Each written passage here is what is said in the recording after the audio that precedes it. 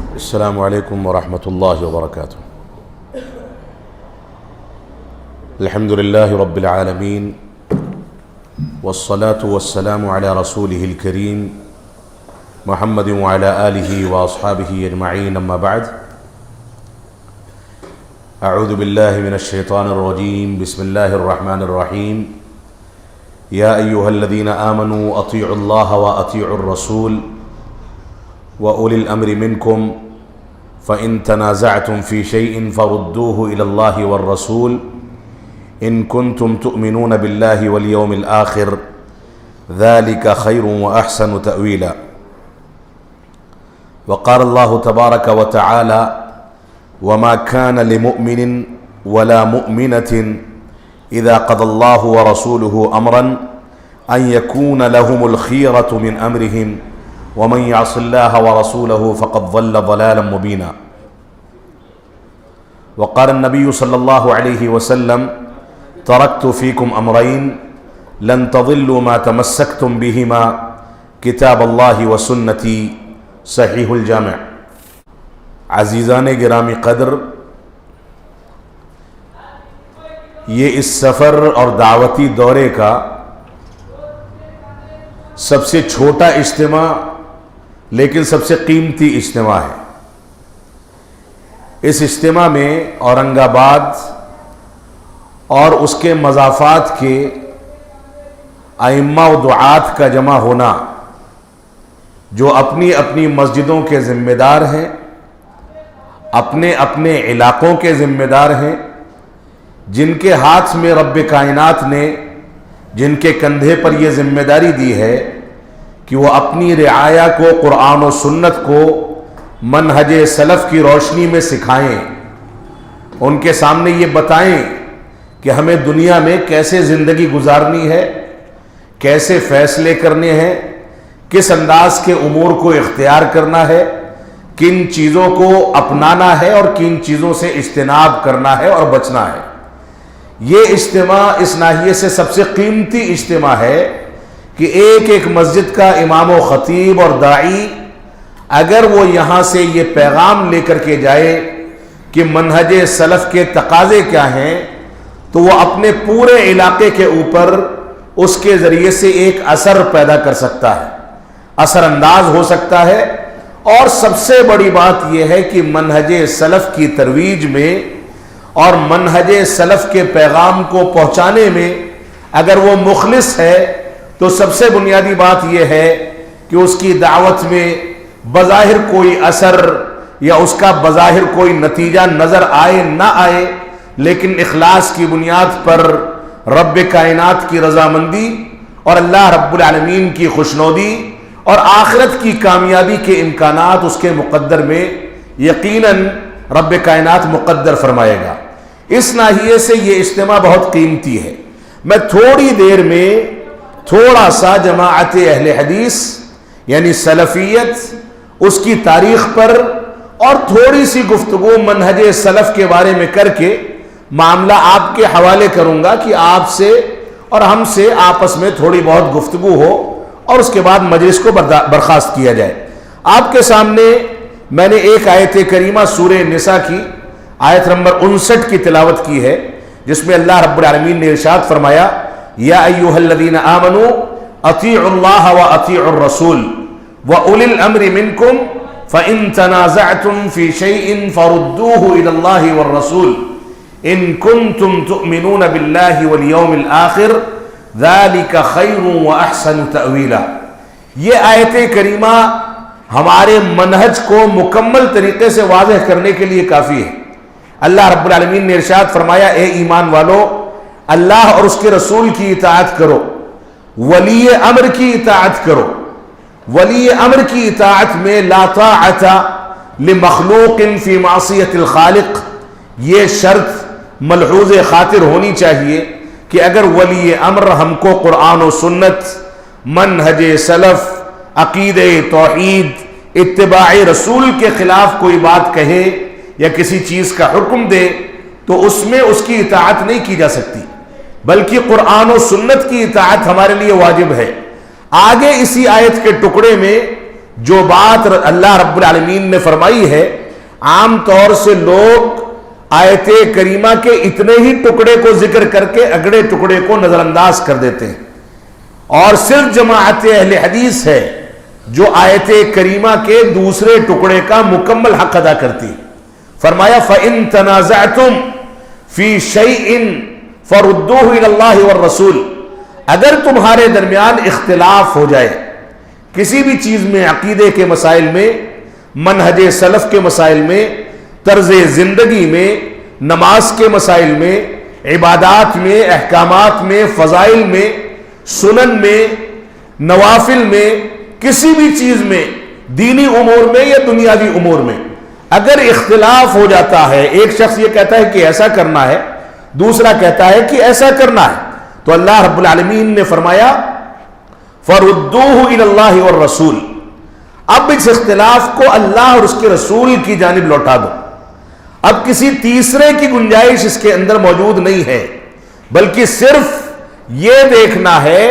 کہ اس طرح کے اختلافات کا حل قرآن میں اور رسول اکرم صلی اللہ علیہ وسلم کی صحیح احادیث میں کیا ملتا ہے۔ اگر تم اللہ رب العالمین پر ایمان رکھتے ہو، آخرت پر ایمان رکھتے ہو، تو یہ چیز تمہارے لیے ضابطہ کلیہ ہے۔ ایمان نہیں رکھتے تو کچھ بھی ضابطہ بنا لو، کسی کی بھی مان لو، کسی بھی امام کی تقلید کر لو، اختلافات و انتشار کے موقع سے جس کے فیصلے کو چاہو تسلیم کر لو، قرآن و سنت کی رعایت کرو نہ کرو۔ اگر ایمان نہیں رکھتے تو تم آزاد ہو، تم کو آخرت میں جواب دینا ہوگا اور دنیا میں رب کائنات کے عذاب کو بھگتنا ہوگا۔ لہذا یہ ضابطے کلیہ جس پر اللہ رب العالمین کے فضل و کرم سے سلفی منہج اہل حدیث جماعت سب سے زیادہ پائیداری کے ساتھ اور سب سے زیادہ امانتداری کے ساتھ عمل کرتی ہے، وہ یہ آیت کریمہ ہے کہ اللہ اور اس کے رسول کی بھی اطاعت، ولی امر کی بھی وفاداری، اور اختلاف کی صورت میں اللہ اور اس کے رسول کے دلائل میں اپنے اختلاف کا حل تلاش کرنا، یہ ہمارا دستور حیات ہے، ضابطۂ کلیہ ہے، یہی ہمارا منہج ہے، یہی قرآن و سنت کا تقاضا ہے، اور یہی مکمل اسلام کی مکمل عکاسی ہے۔ لہذا آپ کی یہ ذمہ داری ہے کہ اس منہج کو سامنے رکھ کر کے اپنی زندگی کو مرتب کریں۔ میں نے چند آیتیں آپ کے سامنے اور تلاوت کی ہے، اس کے علاوہ ایک مبارک حدیث بھی آپ کے سامنے پڑھی گئی، ایک آیت کریمہ جو دوسری پڑھی گئی سورۃ الاحزاب کی آیت کریمہ آیت نمبر 36 میں اللہ رب العالمین نے ارشاد فرمایا وَمَا كَانَ لِمُؤْمِنٍ وَلَا مُؤْمِنَةٍ إِذَا قَضَى اللَّهُ وَرَسُولُهُ أَمْرًا أَن يَكُونَ لَهُمُ الْخِيَرَةُ مِنْ أَمْرِهِمْ وَمَن يَعْصِ اللَّهَ وَرَسُولَهُ فَقَدْ ضَلَّ ضَلَالًا مُبِينًا۔ اللہ رب العالمین نے واضح کر دیا سورۃ الاحزاب میں کہ کسی بھی مومن مرد کے لیے یا مومنہ عورت کے لیے یہ چیز کسی بھی صورت میں درست اور جائز اور حلال نہیں ہے کہ اللہ اور اس کے رسول ان کے بیچ میں کوئی فیصلہ کر دیں، یعنی اللہ رب العالمین کی دلیل آ جائے یا رسول اکرم صلی اللہ علیہ وسلم کا فرمان اور صحیح حدیث ثابت ہو جائے تو کسی بھی مومن مرد یا عورت کے لیے جائز نہیں ہے کہ وہ اپنے اختیار سے اس میں کوئی فیصلہ کرے۔ ان کے لیے جائز نہیں ہے کہ وہ تقلید کرے اور قرآن و سنت کی مخالفت کرے۔ ان کے لیے جائز نہیں ہے کہ قرآن و سنت کے مد مقابل اپنی رائے کو تھوپیں، اپنی مرضی کے مطابق فتویٰ دیں، اپنی مرضی سے کوئی فیصلہ کریں، یہ جائز نہیں ہے۔ اور اس کے بعد فرمایا وَمَن يَعْصِ اللَّهَ وَرَسُولَهُ فَقَدْ ضَلَّ ضَلَالًا مُبِينًا، جس نے قرآن و سنت کے دلائل کو نظر انداز کیا، اپنی مرضی کو تھوپا، اپنی مرضی کے مطابق فتویٰ دیا، اپنے نفس پرستی میں دین کے فیصلے کیے، تو ایسی صورت میں اللہ رب العالمین نے فرمایا جو اللہ اور اس کے رسول کی معصیت کرتا ہے، نافرمانی کرتا ہے، قرآن و سنت کے ضابطے سے سرکشی کرتا ہے، فَقَدْ ضَلَّ ضَلَالًا مُبِينًا، تو وہ کھلی ہوئی گمراہی کے اندر ہے۔ لہذا ہمیں اس بات کو سمجھنا ہوگا کہ ہمارا دستور حیات کیا ہے، دین کا ضابطہ کیا ہے، اس کو سامنے رکھتے ہوئے ہماری ذمہ داری ہے کہ ان چیزوں کو سامنے رکھیں. اور رسول اکرم صلی اللہ علیہ وسلم کا فرمان ہے، عالم اسلام کے معروف محدث العصر علامہ امام البانی رحمت اللہ علیہ نے فرمایا، یہ روایت صحیح الجامع کے اندر اس کو صحیح قرار دیا. رسول اکرم صلی اللہ علیہ وسلم فرماتے ہیں، ترکت فیکم امرین لن تضلوا ما تمسکتم بہما کتاب اللہ و سنتی. میں تمہارے درمیان دو چیزیں چھوڑ کر کے جا رہا ہوں، اگر ان کو مضبوطی سے تھام لوگے تو گمراہ نہیں ہو سکتے. کتاب اللہ و سنتی، ایک اللہ رب العالمین کی کتاب اور ایک میری سنت. اب میں اصل موضوع پر آنا چاہوں گا. اس سلسلے میں آپ دیکھیں، آپ کے لیے یہ بشارت ہے اور اللہ رب العالمین کے فضل و کرم سے اس پورے طبقے کے لیے یہ بشارت ہے جو قرآن و سنت کو منہج سلف کے مطابق سمجھ کر کے چلتا ہے. دو بشارتیں میں آپ کے سامنے ذکر کرتا ہوں. پہلی چیز، رسول اکرم صلی اللہ علیہ وسلم کا فرمان ہے، صحیح بخاری و صحیح مسلم وغیرہ میں بھی یہ روایت موجود ہے. فرمایا رسول اکرم صلی اللہ علیہ وسلم نے، لا تزال طائفة من امتی ظاہرین علی الحق قائمة بامر اللہ لا یضرهم من خذلهم حتی یأتی امر اللہ. کیا فرمایا؟ فرمایا میری امت میں ایک گروہ ہمیشہ حق پر قائم رہے گا، حق پر غالب رہے گا، حق کو بیان کرتا رہے گا اور اللہ رب العالمین کے اوامر کو قائم کرتا رہے گا، اس کی تنفیذ کرتا رہے گا. لا یضرهم من خذلهم، بہت عظیم خوشخبری ہے. فرمایا ان کو نقصان پہنچانے والے، ان کے خلاف سازشیں کرنے والے، ان کو زد و کوب کرنے والے، ان کا ناطقہ بند کرنے کی کوشش کرنے والے، ان کے خلاف نہ جانے کون کون سی تدابیر اختیار کرنے والے، لا یضرهم، کبھی ان کو نقصان نہیں پہنچا پائیں گے. یہ پیشین گوئی، یہ بشارت رب کائنات کی بشارت ہے، کیونکہ اللہ کے نبی صلی اللہ علیہ وسلم اللہ رب العالمین کی مرضی کے بغیر کوئی بات نہیں کرتے ہیں. تو جس بشارت پر رب کائنات کی اور رسول اکرم صلی اللہ علیہ وسلم جو سید الانبیاء، افضل البشر اور سید الانبیاء تھے، ان کی مہر صداقت لگ جائے، اس کی سچائی کے بارے میں کوئی شبہ کرتا ہے تو وہ اپنی ایمان کی خیر منائے، ہو سکتا ہے کہ وہ ایمان سے خارج ہو جائے. اس وجہ سے یہ بشارت جو ہمارے طبقے کے لیے دی گئی ہے، علماء کے لیے بالخصوص دی گئی ہے، حق پر قائم رہنے اور نقصان پہنچانے والوں کے ناکام ہونے کی بشارت. یہ بشارت ہمیں اپنے سامنے رکھنی چاہیے اور اس سے اللہ رب العالمین کا شکر ادا کرنا چاہیے کہ اللہ رب العالمین نے ہم کو اس طبقے میں شامل کیا. اور اسی طریقے سے امام بیہقی رحمت اللہ علیہ نے ایک روایت کو صحیح قرار دیا ہے. مشکات المصابیح میں علامہ البانی رحمت اللہ علیہ کی تحقیق کے مطابق روایت صحیح ہے، اگرچہ بعض محدثین نے اس کے اوپر کمزور ہونے کا بھی فتویٰ لگایا ہے، یہ حکم لگایا ہے، لیکن بالعموم روایت صحیح ہے، معنی کے لحاظ سے یقیناً صحیح ہے. اللہ کے نبی صلی اللہ علیہ وسلم فرماتے ہیں، يحمل هذا العلم من كل خلف عدوله ينفون عنه تحریف الغالین وامتحال المبطلین وتأویل الجاہلین. یہاں پر بھی بشارت ہے علماء کے طبقے کے لیے کہ اس علم کو، یعنی علم حدیث اور علم شریعت کو، آنے والے لوگوں میں سے ثقہ لوگ، قابل اعتماد لوگ اس کو اختیار کریں گے. آنے والے دور میں جو قوم اس کو اپنائے گی وہ قابل اعتماد لوگ اور ثقہ لوگ اس کو اختیار کریں گے، اور اختیار کرنے کے بعد اپنی ذمہ داریاں نبھائیں گے. ینفون عنہ تحریف الغالین، غلو کرنے والوں کی تحریف سے نفی کریں گے. غلو کرنے والے دین میں جو تحریف کرتے ہیں اس کی نفی کریں گے، اس کا انکار کریں گے، اس کو چھانٹیں گے کہ صحیح کیا ہے غلط کیا ہے. یہ علماء کی صفت ہے. اور اس کے بعد فرمایا وَانتحال المبطلین، اسی طریقے سے باطل پرستوں کی دین کے معاملات میں جو زیادتیاں ہوتی ہیں، مبالغہ آرائی ہوتی ہے، تساہل ہوتا ہے، تعویلات ہوتی ہیں، توجیحات ہوتی ہیں، اپنی مرضی سے کسی دلیل کو اپنے لحاظ سے ڈھال لینے کی صفت ہوتی ہے، یا من مرضی کر کے کسی بات کو اللہ کے نبی صلی اللہ علیہ وسلم کی جانب منسوب کر کے دین کا حصہ بنا دینے کی جرأت ہوتی ہے، ان ساری کی ساری چیزوں میں بتایا وہ انتحار المبتلین، باطل پرستوں کی زیادتیوں سے اس چیز کو روکیں گے، دین کی حفاظت کریں گے، اس کا انکار کریں گے، اور باطل پرستوں کی زیادتیوں کو چھانٹ کر کے یہ بتائیں گے کہ یہ دین کا حصہ نہیں ہے بلکہ دین یہ ہے، اصل حقیقت دین کی ترجمانی اس طریقے پر ہونی چاہیے، یہ ان کی ذمہ داری ہوگی۔ اور فرمایا وَتَأْوِيلُ الْجَاهِلِينَ، جاہلوں کی تعویلات سے بھی دین کو محفوظ رکھیں گے۔ یہ بشارت کس کے لیے؟ یہ بشارت ان علماء اور ائمہ اور دعات کے لیے ہے جس کا تعلق آپ کے طبقے سے ہے۔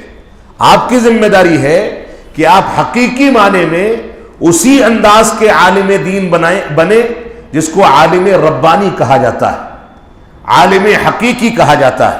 جو قرآن مجید کو، سنت صحیحہ کو، منہج سلف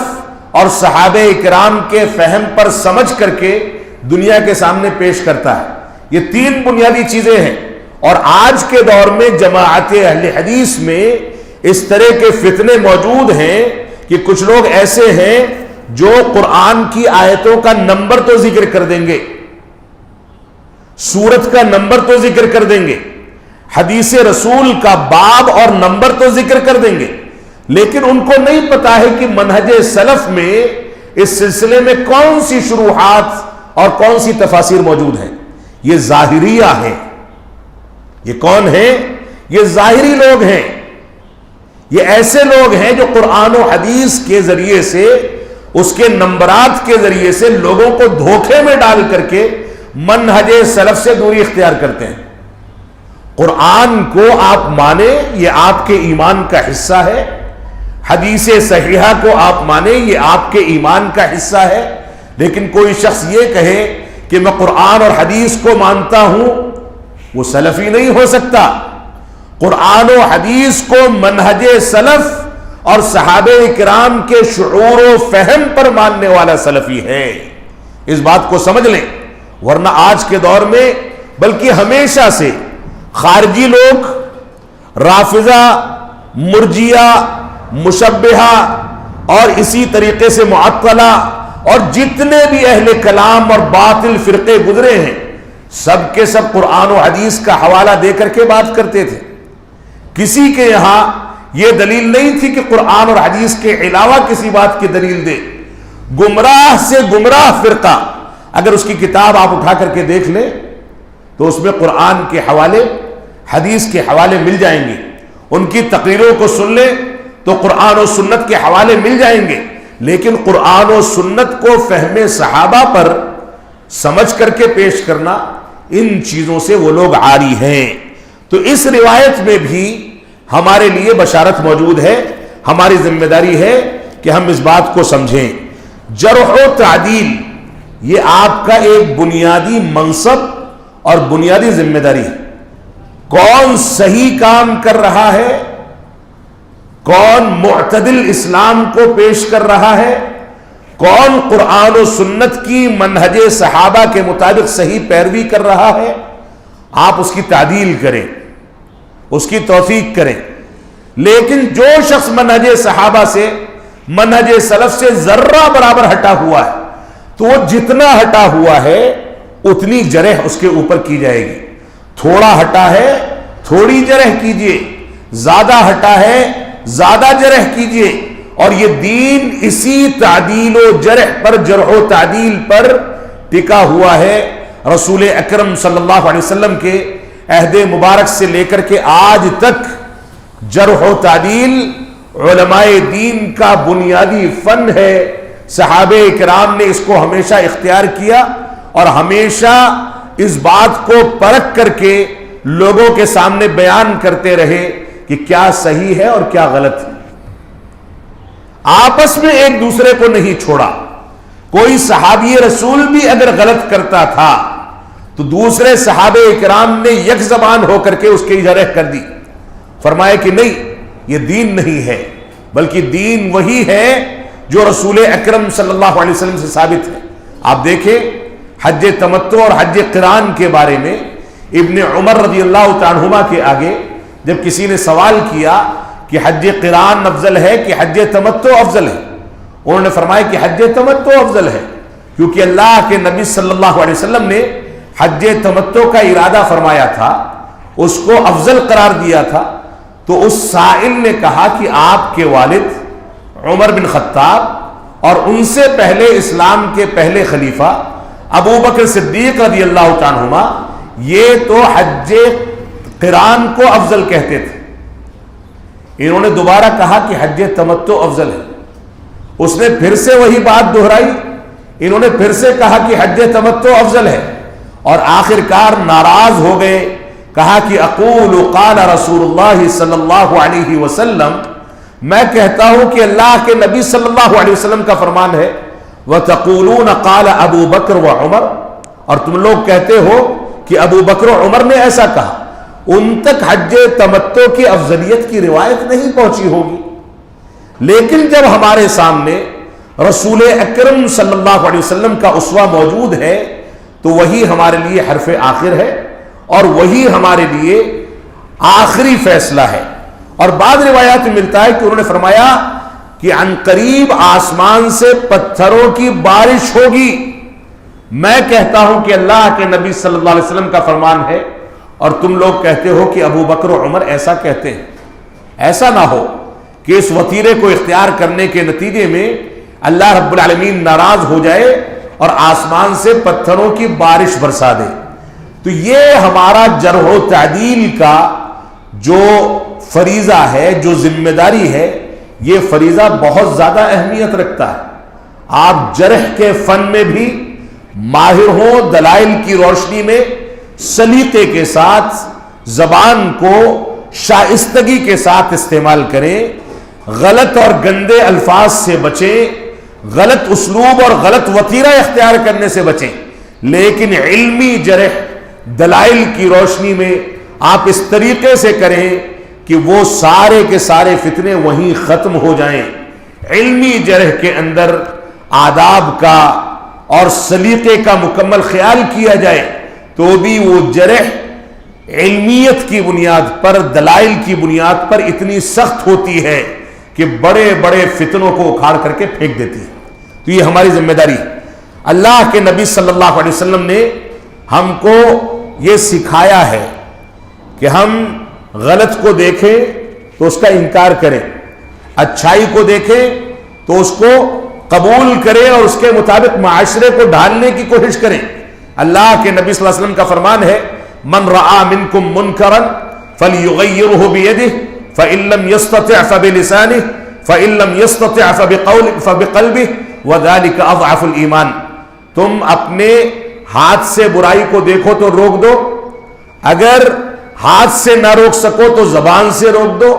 زبان سے نہ روک سکو تو دل میں برا جانو، اور یہ کمزور ترین ایمان کا درجہ ہے. لیکن آج کا دور کیا ہے؟ ہمارے علماء، ہمارے دعات، ہمارے ائمہ ایسی مجلسوں میں شرکت کرتے ہیں جہاں صحابہ کرام کی تنقیس کرنے والے لوگ بھی موجود ہیں. ایسے لوگوں کے ساتھ اٹھتے بیٹھتے ہیں جو لوگ اسلام کے عقائد پر، اسلام کی بنیادوں پر جرح کرتے ہیں، اس کی تعویلات کرتے ہیں، اس کا انکار کرتے ہیں، اور اس کے بعد وہاں جا کر کے آپ بیٹھے گونگے بن کر کے بیٹھے رہیں، باتیں سنیں، نکل آئیں اور کہیں کہ اتحاد و اتفاق کا یہ تقاضا ہے کہ سب کے ساتھ بات کو بنا کر کے چلیں. تو دین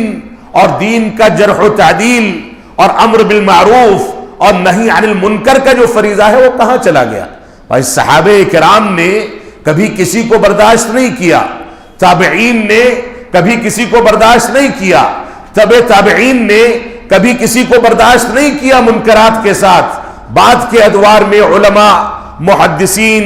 فقہا اور آج کے دور تک علماء کو دیکھ لیں، کبھی کسی نے جرح و تعدیل میں کسی کی رعایت نہیں کی، جہاں منکر ہے اس کا انکار کیا گیا، جہاں معروف ہے اس کو سراہا گیا۔ یہ ہماری ذمہ داری ہے اور یہ دین کا بنیادی حصہ ہے۔ دین تبھی آگے بڑھتا ہے جب غلط کو غلط کہا جائے،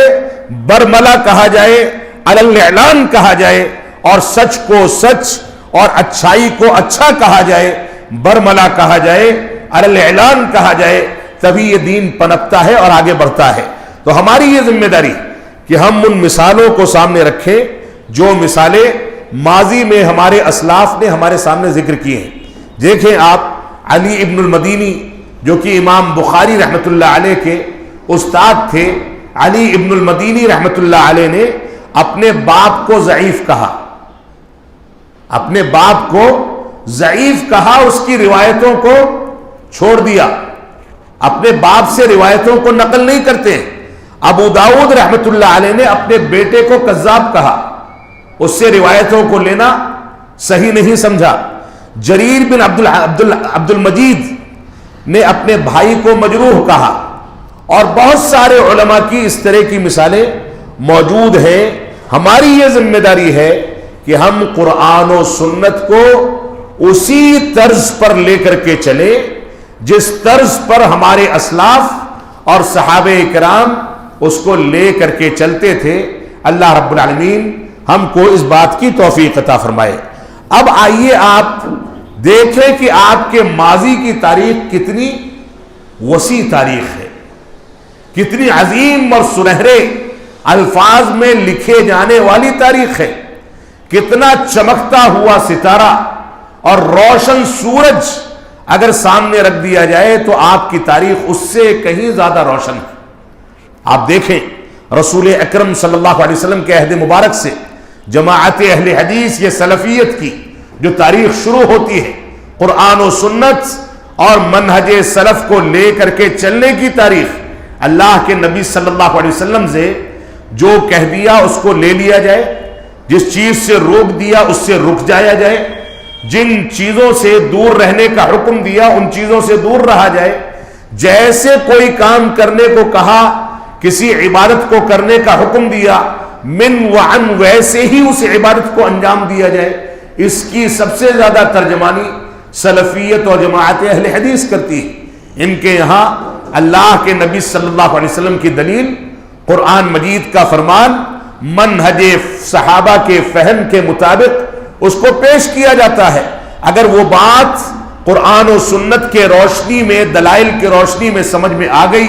تو اس کو اپنایا جائے گا، ورنہ اس کو نظر انداز کر دیا جائے گا۔ اور کوئی بھی کسی بھی تاریخ میں رسول اکرم صلی اللہ علیہ وسلم کے عہد مبارک سے لے کر کے آج تک کی تاریخ میں کوئی یہ ثابت نہیں کر سکتا ہے کہ جماعت اہل حدیث نے کوئی اپنی فقہ کی کتاب مرتب کی ہو جس فقہ کی کتاب کے اندر یہ کہا گیا ہو کہ ہمارا امام ایسا کہتا ہے یا ہمارے مفتی نے یہ فتویٰ دیا ہے۔ کتابیں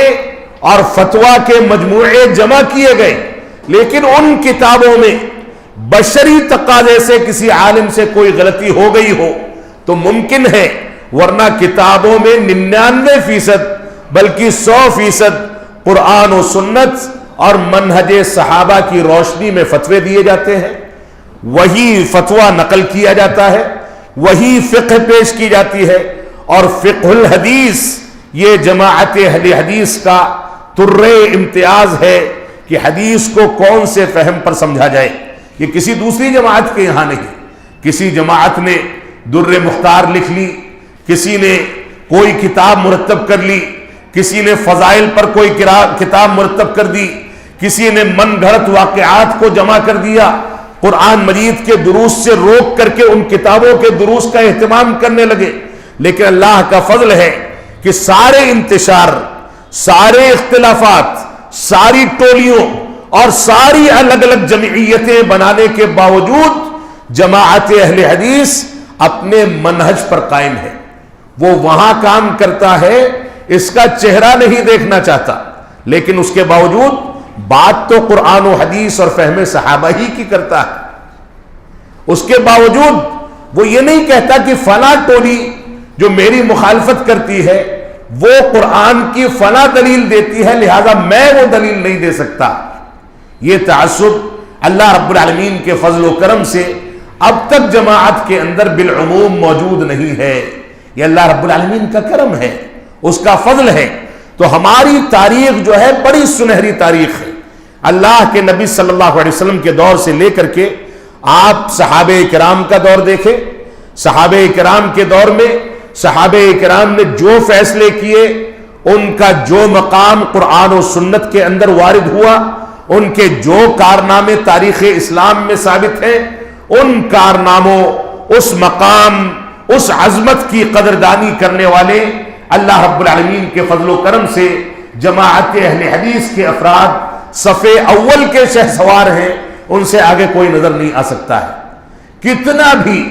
ایک اہل حدیث گیا گزرا ہو جائے، وہ کسی صحابی رسول کے بارے میں کوئی تنقید کر دے یا تنقید کا تصور بھی اس کے ذہن و دماغ میں آ جائے، ایسا ممکن نہیں ہے. اور اگر وہ ایسا کرتا ہے یا اس نے ایسا کیا ہے تو گویا وہ جماعت اہل حدیث کی ڈگر سے ہٹ چکا ہے. ہم اس کو ان مسائل میں اہل حدیث نہیں مانتے، اور بہت ممکن ہے کہ وہ اس عقیدے پر قائم ہونے کی وجہ سے دھیرے دھیرے جماعت کے مکمل ڈگر سے باہر نکل کر کے جماعت سے خارج ہو جائے یا ایمان سے خارج ہو جائے. تو تابعین کا دور ہو، صحابہ کرام کا دور ہو، ان سارے کے سارے ادوار میں ہماری تاریخ اور ہماری تاریخ کے صف اول کے شہسوار جو لوگ گزرے ہیں وہ سارے کے سارے وہی منہج پیش کرتے رہے ہیں جو منہج آج رب کائنات کے فضل و کرم سے ہمارے ممبروں سے، ہمارے محرابوں سے، ہماری مسجدوں سے، ہمارے مدرسوں سے، ہماری کتابوں کے ذریعے، ہمارے دروس و محاضرات کے ذریعے اور ہماری دعوتی سرگرمیوں کے ذریعے پیش کیے جاتے ہیں. تو آپ اپنی تاریخ کے بارے میں اس بات کو سامنے رکھیں کہ بڑی بلند تاریخ کے آپ لوگ متحمل ہیں جو تاریخ آپ کے اسلاف کی رہی ہے. تو تابعین میں آپ سید التابعین کو دیکھیں، سعید بن المسیب، انہوں نے کوڑوں کی سزا پائی لیکن اپنے منہج پر اور دین پر استقامت کے ساتھ قائم رہے. خلیفہ منصور نے جب عباس نے کوڑوں کی سزا طلاق ثلاثہ کے مسئلے میں امام مالک رحمت اللہ علیہ کو سنائی، جن کی وفات 179 ہجری میں ہوتی ہے، تو وہ اس پر اس کے خلاف کھڑے رہے اور قائم رہے. یہ بھی ہماری تاریخ کا حصہ ہے. ہماری تاریخ کی ایک حقیقت یہ ہے کہ امام احمد بن حنبل رحمت اللہ علیہ کو فتنہ خلق قرآن میں جس انداز سے ستایا گیا، جو کوڑے مارے گئے، ان کے شاگردوں کے بیان کے مطابق وہ کوڑے اگر ہاتھیوں کو مارے جاتے تو ہاتھی بلبلا جاتا، بے ہوش ہو جاتا.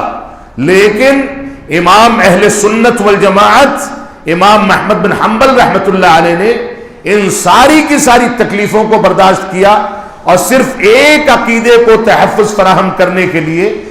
پوری استقامت اور پوری قوت اور پوری شجاعت کے ساتھ قائم رہے. اور اللہ رب العالمین کا فضل و کرم ہے، آج وہ عقیدہ محفوظ ہے جو جماعت اہل حدیث کا بنیادی عقیدہ ہے.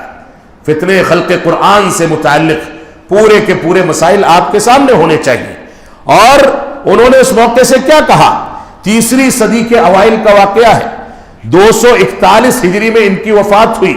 انہوں نے کیا کہا فتنہ خلق قرآن کے بارے میں؟ جب کوڑے مارے جاتے تھے تو کہتے تھے اعطونی شیئا من کتاب اللہ او سنت رسولہ حتی اقول بہ. فرماتے تھے کہ مجھ کو اللہ کی کتاب سے کوئی چیز لا کر کے دو یا میرے نبی کی سنت سے کوئی چیز لا کر کے دو تاکہ میں اس کے مطابق گفتگو کر سکوں، اس کے مطابق بول سکوں. یہ استقامت تھی جو ہماری تاریخ کا حصہ ہے. آپ 8ویں صدی کے اوائل میں شیخ الاسلام علامہ ابن تیمیہ رحمت اللہ علیہ، جن کی وفات 728 ہجری میں ہوئی، ان کی تاریخ کو دیکھ لیں. ان کے تلامذہ شام اور مصر سے ہندوستان آئے، شاہ محمد تغلق پر اثر انداز ہوئے. بعض روایات میں ملتا ہے کہ ہاتھی اور گھوڑوں پر اور اونٹوں پر شیخ الاسلام علامہ ابن تیمیہ کی کتابیں لاد کر کے یہاں آئے اور شاہ محمد تغلق کے سامنے اور اس دور کے علماء کے سامنے وہ کتابیں پیش کی، اور اس کے بعد وہ دعوت ہندوستان میں ترویج پا کر کے یہاں پر اس کا تعارف ہوا، اگرچہ اس سے پہلے صحابہ کرام کے دور میں، تابعین کے دور میں اسلام کی سچی تعبیر ہندوستان میں آ چکی تھی۔ تو یہ پوری کی پوری تاریخ ہے جو ہماری تاریخ کا حصہ ہے۔ آنے والے لوگوں میں جو ہندوستان آئے، عبدالعزیز اردبیلی اور اسی طریقے سے شیخ علیم الدین، علامہ شمس الدین ابن الحریری، یہ سارے کے سارے لوگ یہاں آئے جو کہ شیخ الاسلام کے تلامذہ میں سے تھے۔ محمد تغلق کے بعد فیروز شاہ تغلق، اور اس کے بعد ان لوگوں نے جو حکومت سنبھالی اس میں ایک لمبی مدت تک شیخ الاسلام علامہ ابن تیمیہ کے ذریعے آنے والی دعوت اور صحابہ کرام کے ذریعے آنے والی قرآن و سنت کی تعلیمات کا مکمل اثر موجود تھا، جو ہندوستان کی سرزمین پر آج تک باقی ہے۔ اللہ رب العالمین اس کو پڑھنے اور اس کو مزید آگے بڑھانے اور اس کے مطابق اپنی زندگی کو ڈھالنے کی ہم لوگوں کو توفیق عطا فرمائے۔ آپ اس کے بعد دیکھیں مجدد الفسانی کا دور، یہ بھی ہماری تاریخ کا حصہ ہے۔ شاہ ولی اللہ کا دور، مسلکی اختلاف جزوی مسائل میں ان لوگوں سے کیا جا سکتا ہے، لیکن حقیقت یہ ہے کہ وسیع مطالعہ، قرآن و سنت کے مطالعے، منہج سلف کے فہم کی بنیاد پر بعض ایسے علماء بھی گزرے ہیں جو عملاً امام ابو حنیفہ رحمۃ اللہ علیہ کی جانب منسوب تھے، لیکن ان کا عمل قرآن و حدیث اور منہج صحابہ کے مطابق تھا، یا کم از کم عقائد میں وہ منہج سلف پر قائم تھے۔ تو آپ اس تاریخ کو بھی دیکھیں جو شاہ ولی اللہ محدث دہلوی کی تاریخ ہے، 1762 عیسوی یا 1179 ہجری میں ان کا دور گزرا۔ قرآن مجید کا ترجمہ جب انہوں نے سب سے پہلے کیا تو ان کے اوپر کفر کا فتویٰ لگایا گیا کہ قرآن مجید کا ترجمہ کرنا کفر ہے، لیکن انہوں نے وہ قربانی پیش کی اور اس کے بعد قرآن مجید کے تراجم ہونے لگے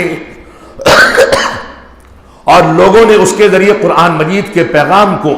اپنے ذہن و دماغ میں بیٹھایا۔ اس کے بعد آپ دیکھیں شیخ محمد بن عبد الوہاب رحمۃ اللہ علیہ کی تحریک 1206 ہجری اور 1792 عیسوی۔ اس کے بعد کے دور میں آئے سید اسماعیل، جن کو ہم لوگ شہید بھی کہتے ہیں، اگرچہ شہید نہیں کہنا چاہیے، ان کا دور گزرا ہے۔ میاں نذیر حسین محدث دہلوی رحمۃ اللہ علیہ، جن کے ہاتھ پر میرے والد گرامی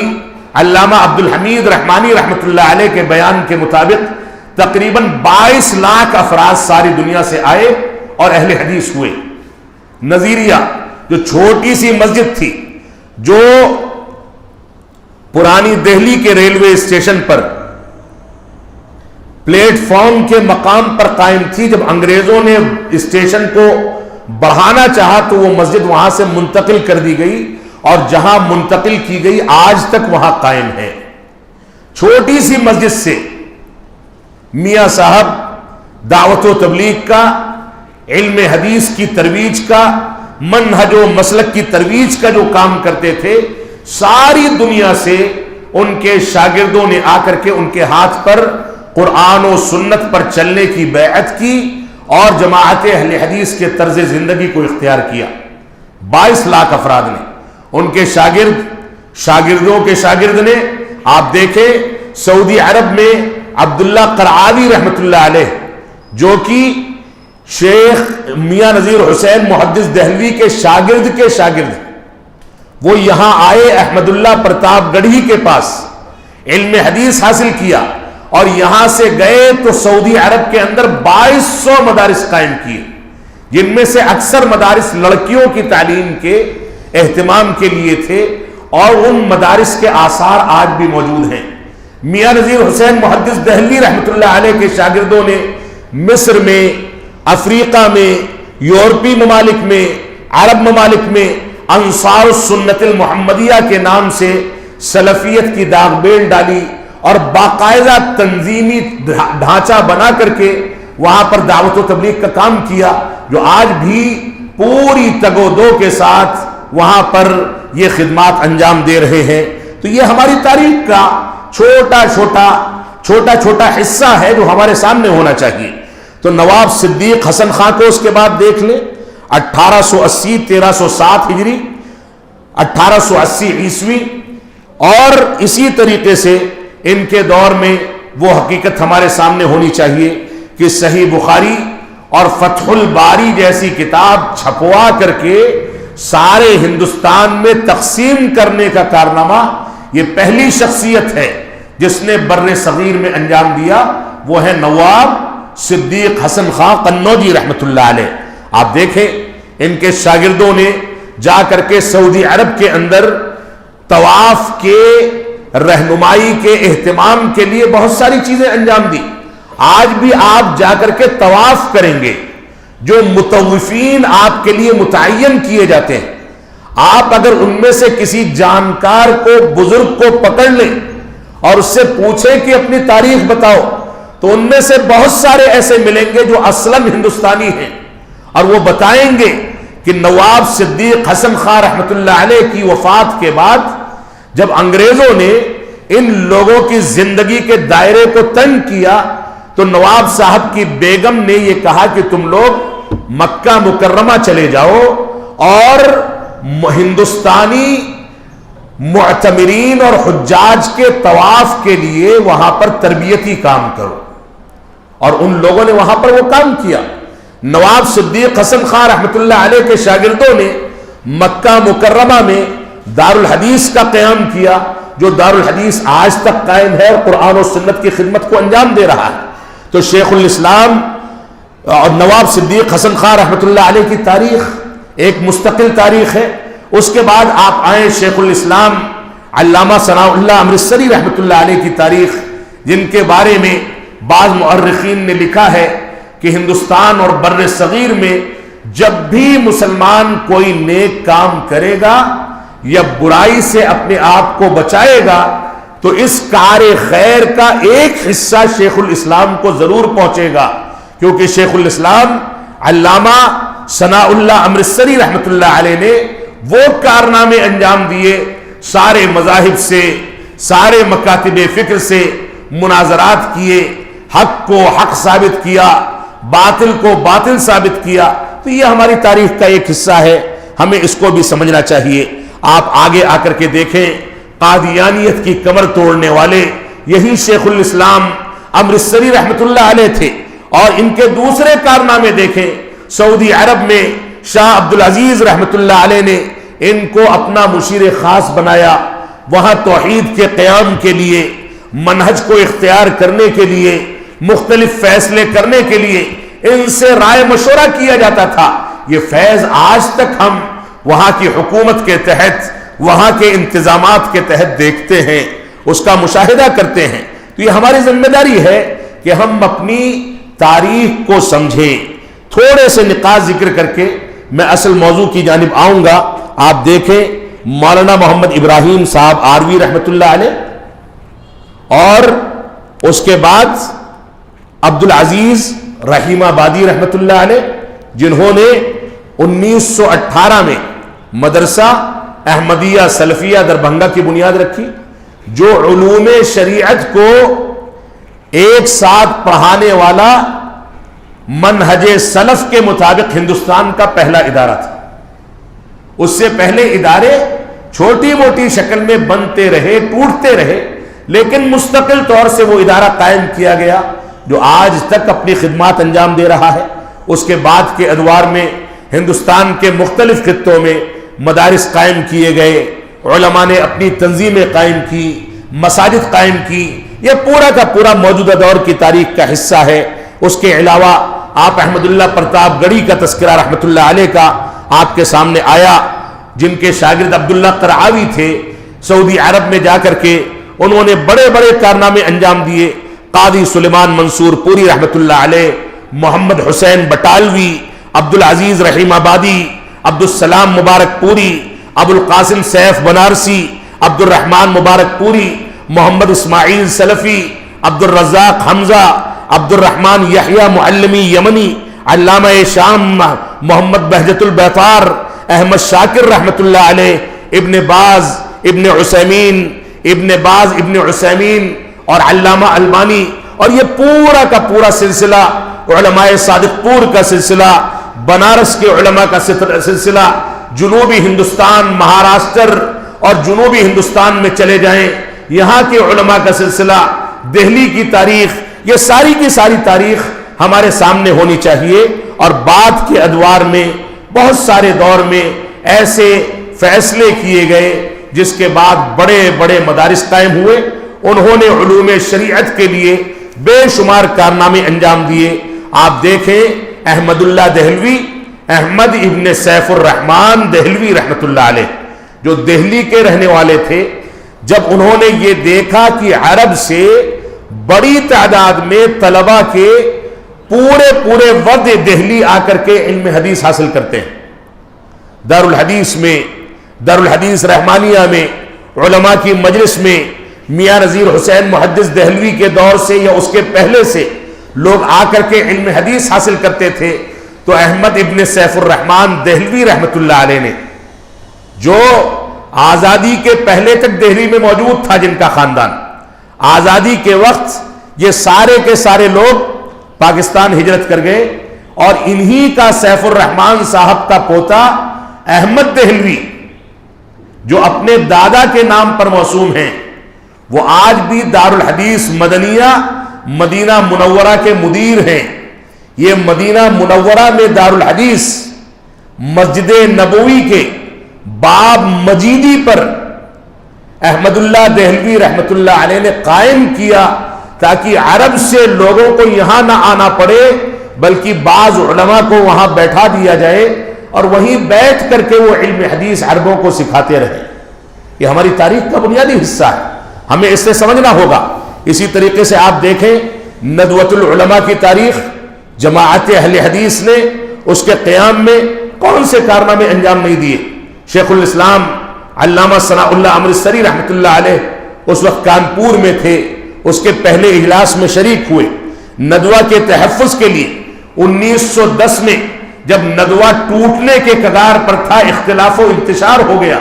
تو علماء اہل حدیث نے آگے بڑھ کر کے ندوہ کو استحکام عطا کیا، اس کو تحفظ فراہم کیا۔ جمعیت علماء ہند،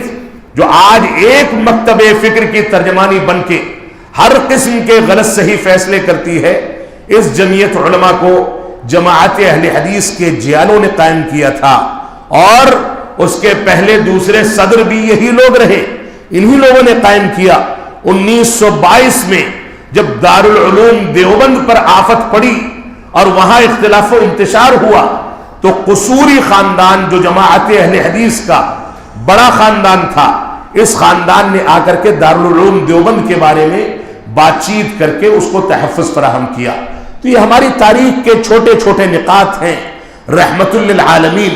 جو کہ مشہور سیرت رسول کی قاضی سلیمان منصور پوری رحمت اللہ علیہ کی کتاب ہے، جب یہ کتاب لکھی جا چکی اور اس کے بعد شبلی نعمانی رحمت اللہ علیہ اپنی کتاب سیرت النبی کو مرتب کرنے لگے، تو لوگوں نے واضح کر دیا، انشاءاللہ خواہ انشاء نے واضح طریقے سے یہ بات لکھی کہ رحمت للعالمین جیسی کتاب جب موجود ہے تو سیرت النبی کی ضرورت نہیں ہے۔ رحمت للعالمین جیسی کتاب جب موجود ہے تو سیرت رسول پر اس زبان میں کوئی کتاب لکھنے کی ضرورت نہیں ہے۔ اور مورخین لکھتے ہیں، علماء نے اس بات کا ذکر کیا ہے کہ رحمت للعالمین ساری کی ساری زبانیں، دنیا کی جتنی بھی زبانیں، ہر زبان کی سب سے جامع کتاب اگر رکھی جائے تو رحمت للعالمین اس پر بھاری ہے سیرت رسول کے باب میں۔ اور اللہ رب العالمین جزائے خیر دے شیخ مقتدی حسن ازہری رحمت اللہ علیہ کو، جنہوں نے بعد کے دور میں رحمت للعالمین کا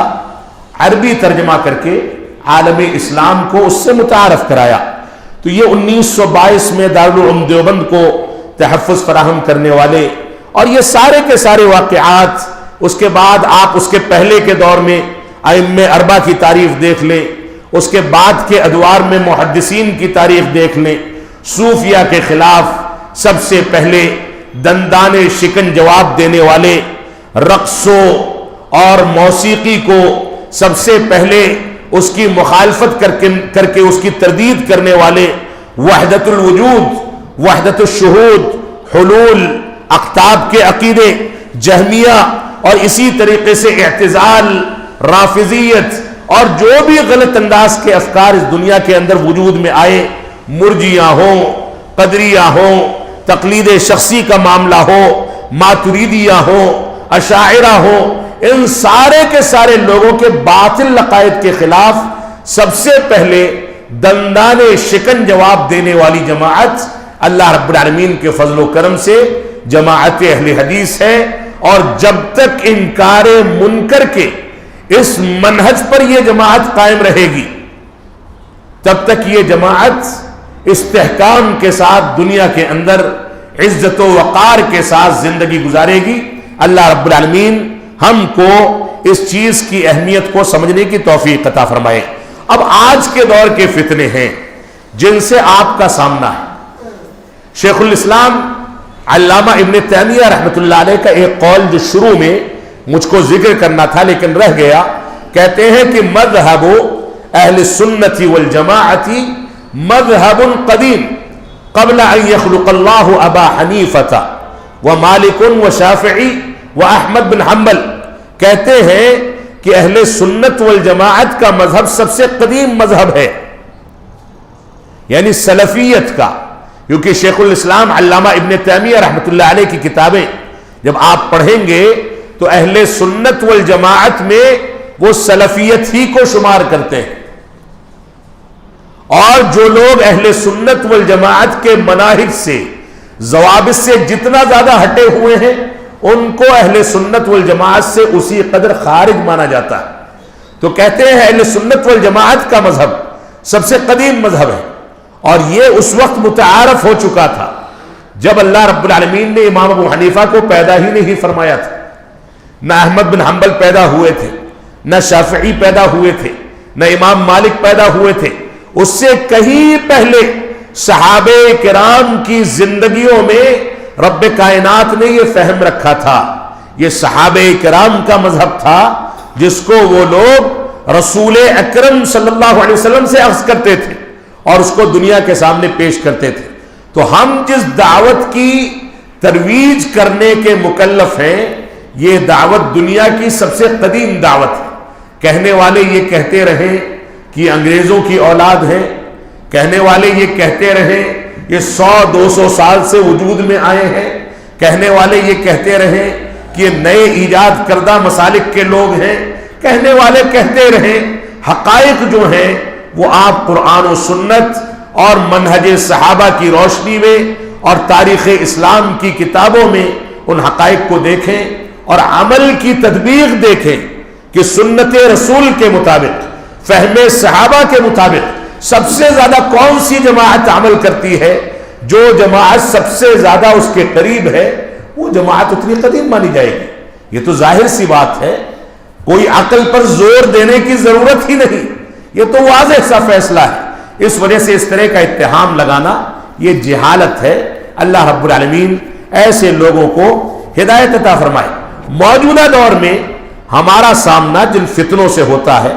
ان کا تذکرہ اختصار کے ساتھ میں آپ کے سامنے کر دوں اور اس کے بعد خطاب کو ختم کروں گا، اگرچہ لمبا ہو گیا۔ جیسے آج کے دور میں انجینئر علی مرزا کا فتنہ ہے، جو صحابہ کرام کے اوپر تنقیدیں، اسلامی تعلیمات کی توجیہ و تعویل کر کے غلط انداز کے افکار کو پھیلانے میں سوشل میڈیا کے ذریعے بڑی کامیاب کوششیں کر رہا ہے۔ ہمارے نوجوان اس میں بہک جاتے ہیں۔ یہ باطنی شیعہ ہے جو صحابہ کرام کے خلاف تبرہ بازی، ان کے اوپر تنقیدیں اور ان کو گالیاں دینے والوں کے ساتھ اٹھنے بیٹھنے والا شخص ہے۔ اس کے فتنے سے آج جماعت کو اور دوسرے نوجوانوں کو متنبہ کرنا آپ سب کی بنیادی ذمہ داری ہے۔ جاوید غامدی کا فتنہ، پاکستان کے ڈاکٹر اسرار کا فتنہ، اسی طریقے سے دیوبندیت کا ایک بہت بڑا داعی ہے گھمن، الیاس گھمن اس کا فتنہ، آپ دیکھیں اخوان المسلمین کے وہ فتنے جو مختلف شکلوں میں ہندوستان، بر صغیر، یہ ساری دنیا کو کہیں نہ کہیں دبوچتے چلے جا رہے ہیں، ان فتنوں سے لوگوں کو متنبہ کرنا اور لوگوں کے سامنے اس کی صراحت کرنا، یہ بھی آپ کی ذمہ داری ہے۔ آج کے دور میں حدیث و سنت کے درمیان تفریق کا فتنہ بھی پھیلتا چلا جا رہا ہے۔ سود اور اس کی مختلف قسموں کو حلال کر کے سود کو حلال قرار دینے اور چور دروازوں سے سود کی حلت کی بات کرنے کا فتنہ آج ہمارے معاشرے میں پنپتا چلا جا رہا ہے۔ علماء سے بیزاری کا فتنہ، بے عملی کا فتنہ، شادی بیاہ کے رسوم و رواج کا فتنہ، جاہلوں کو یا غیر علماء کو مفتی اور واعظ بنا لینے اور واعظ بنا کر کے ان کو سننے اور سنانے کا فتنہ، اس اورنگ آباد میں یہ فتنہ دوسری جگہوں سے کہیں زیادہ ہے، اشارہ کافی ہے۔ تکفیر اور شدت پسندی کا فتنہ، سیکولرزم کا فتنہ کہ ہم سیکولر بن کے زندگی گزاریں، یہ کرے تو بھی صحیح، منکر کیا جائے تو بھی صحیح، صحیح بات کی جائے تو بھی صحیح، صلح کلی کا فتنہ جس کو کہا جا سکتا ہے۔ دوسرے مذاہب میں شادیوں کے فتنے، ارتداد کا فتنہ، ایک ہی جوڑے کی الگ الگ مذاہب کے رسوم و رواج پر شادیاں کرنے کا فتنہ۔ مجھ کو یاد آتا ہے دہلی میں ایک صاحب نے اپنی بچی کے لیے شادی کا کارڈ چھپوایا، اس ایک لفافے میں 4 کارڈ تھے۔ بہت بڑے صحافی ہیں، بہت باغیرت مسلمان سمجھے جاتے ہیں، اپنے اخبارات میں مسلمانوں کا کوئی قضیہ ایسا نہیں ہے جس پر پورے شد و مد کے ساتھ قلم نہ چلاتے ہوں، لیکن جب کارڈ چھاپا تو 4 کارڈ ہیں۔ ایک کارڈ میں مسجد کے نکاح کی بات، دوسرے میں گرودوارے میں سکھ مذہب کے مطابق شادی کے رسم و رواج کو ادا کرنے کی تاریخ، تیسرے میں مندر میں پوجا پاٹ کر کے شادی کے رسم و رواج کو ادا کرنے کی تاریخ، اور چوتھے میں عیسائی دھرم کے مطابق شادی کو انجام دینے کی تاریخ۔ یہ ایک ہی لڑکی کی 4 شادیاں۔ یہ سیکولرزم کا فتنہ ہے جس نے ہمارے مسلم گھرانوں کو تباہ و برباد کر دیا۔ ہم اپنے بچوں کی شادیاں بڑی خوشی کے ساتھ غیر مسلم لڑکیوں سے کرتے ہیں، وہ اسلام قبول نہیں کر رہی پھر بھی کر لیتے ہیں، اپنی لڑکیوں کو غیر مسلم لڑکوں کے حوالے کر دیتے ہیں، وہ اسلام قبول کرے نہ کرے۔ یہ سارے کے سارے فتنے آج کے دور میں جہاں مال کی کثرت ہے بڑھتے چلے جا رہے ہیں۔ ہماری ذمہ داری یہ ہے کہ ہم ان فتنوں سے اپنے آپ کو محفوظ رکھیں۔ اللہ رب العالمین ہم کو ان باتوں کی توفیق عطا فرمائے۔ اگرچہ باتیں مزید ہیں لیکن میں یہیں پر خطاب کو ختم کروں گا۔ اللہ رب العالمین ہم کو منہج صحابہ کے مطابق زندگی گزارنے، منہج صحابہ کے مطابق نئی نسلوں کی تربیت کرنے کی توفیق عطا فرمائے۔ ہم کو پوری جرأت کے ساتھ انکار منکر اور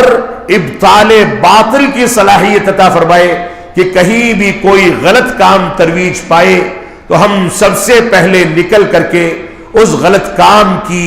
تردید کریں، اس کے اوپر تنقید کریں، اس کو ختم کرنے کی کوشش کریں، اور جہاں اچھے کام ہو وہاں اچھے کاموں کو ترویج دی جائے۔ اللہ رب العالمین ہم کو اس بات کی کا امتیاز پیدا کرنے کی توفیق عطا فرمائے کہ ہم ہر قسم کے لوگوں کے ساتھ اٹھنے بیٹھنے کو گوارا نہ کریں، بلکہ ہمارا اسٹیج، ہمارا منبر و محراب صرف انہی لوگوں کے لیے خاص ہو۔ ہم جب بولیں یا کہیں شرکت کریں تو ہمارے اصول و ضوابط ہم کو صرف اس بات کی اجازت دیں کہ ہم اہل سنت والجماعت اور قرآن و سنت کو منہج صحابہ کے مطابق سمجھنے والوں کے ساتھ اٹھے بیٹھے۔ کہیں کوئی مصلحت اور تقاضا ہو کہ کسی دوسری مجلس میں